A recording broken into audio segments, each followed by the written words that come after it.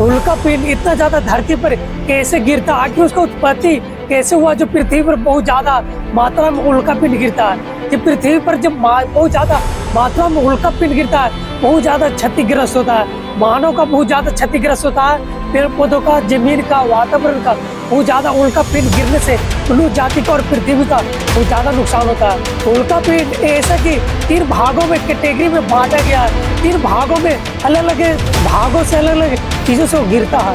उल्का पिंड 3 कैटेगरी में बांटा गया, एक पथरीली, एक संयुक्त, एक और अलग तरीके से वो भी है, क्योंकि उसका नाम भी अलग अलग है उल्का पिंडों का। दोस्तों, अगर उल्का पिंड के बारे में अगर पूरा अच्छी तरीके से जानकारी लेना चाहते हैं तो इस वीडियो को आप अंत तक देखिएगा। चलिए तो वीडियो को शुरू करते हैं।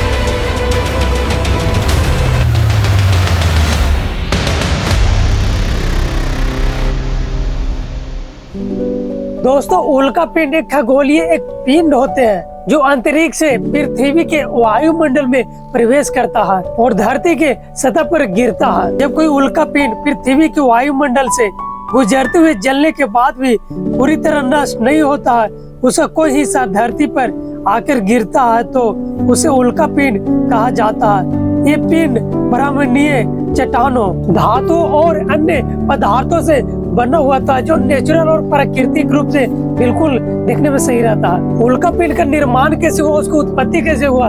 उल्का पिंड मुख्य रूप से क्षुद्र ग्रह और धूमकेतु से बना है। उल्का पिंड का निर्माण कैसे हुआ? तो उल्का पिंड का निर्माण क्षुद्र ग्रह और धूमकेतु के टुकड़ों से और निर्माण हुआ है उल्का पिंड। जब क्षुद्र ग्रह जब अंतरिक्ष में जब तैरते रहता है तो क्षुद्र ग्रह आपस में टकराकर वो बिखर जाता है। टुकड़े पृथ्वी की गुरुत्वाकर्षण शक्ति के प्रभाव में आकर इसके वायुमंडल में प्रवेश कर जाते हैं। वायुमंडल में घर्षण के कारण ये गर्म होकर जलने लगते हैं, जिससे हमें आकाश में जलती हुई तारा दिखाई देता है, जिसे टूटता तारा भी कहा जाता है। यदि अगर पूरी तरह जलने से अगर बच जाता है और पृथ्वी की सतह तक आता है तो इसके उल्का पिंड कहते हैं लोग।